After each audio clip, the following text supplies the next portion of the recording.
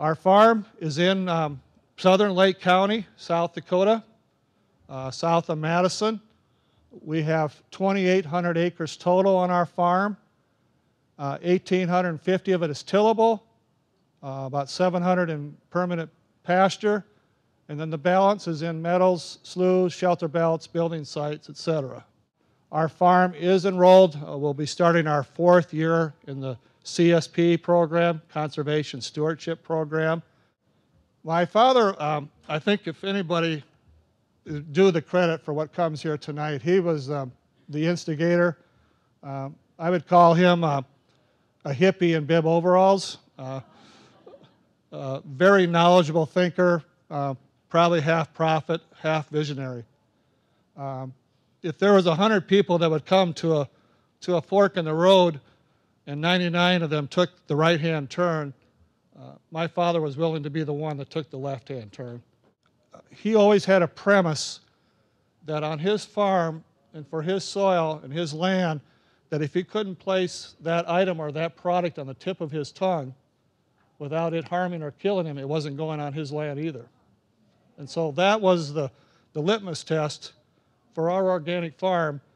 And so what became kind of the absurd became the absolute. Johnson Farms strives to provide an adequate financial return to its family members while at the same time seeking to take proper care of the land and the life that grows upon it.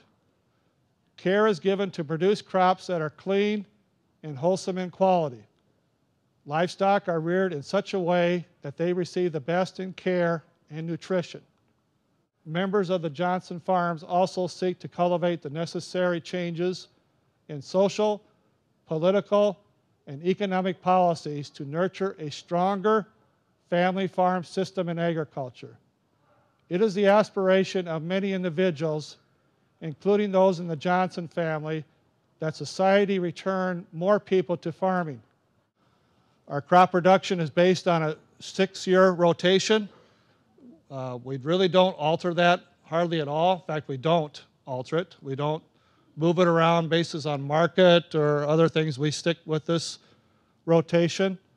You'll notice in the first 2 years of the rotation, we're on alfalfa hay. Then we go to soybeans. And then between soybeans and planting corn, we incorporate winter rye in the spring before we plant corn. The 4th year is corn. 5th year is soybeans. And year 6 is oats as a nurse crop for alfalfa seeded underneath. And then we're back to year 1.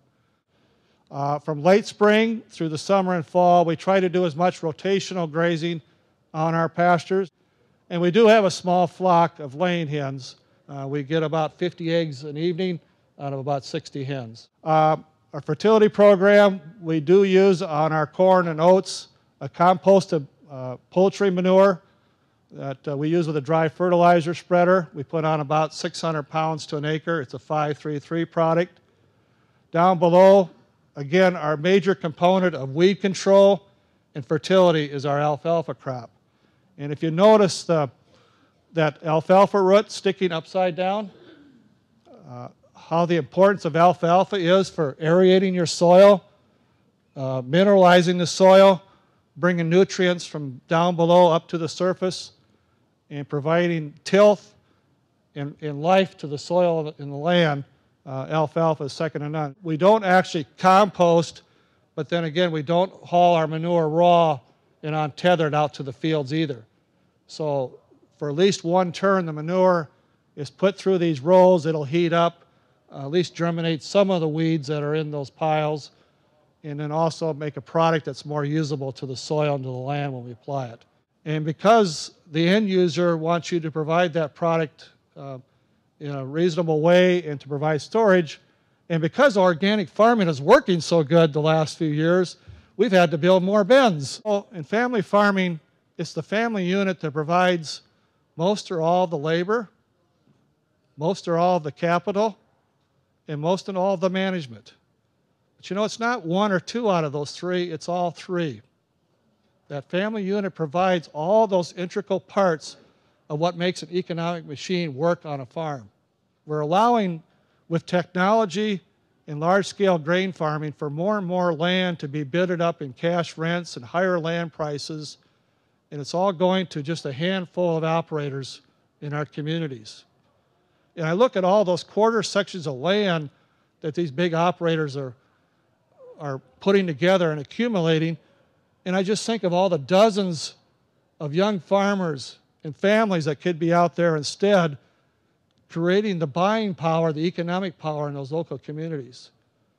And yet federal crop insurance, quite honestly, is part of the problem because they're guaranteeing these operators almost 100% return on what they're doing. But the greatest asset that we have is the land itself and the bright young minds that live upon it.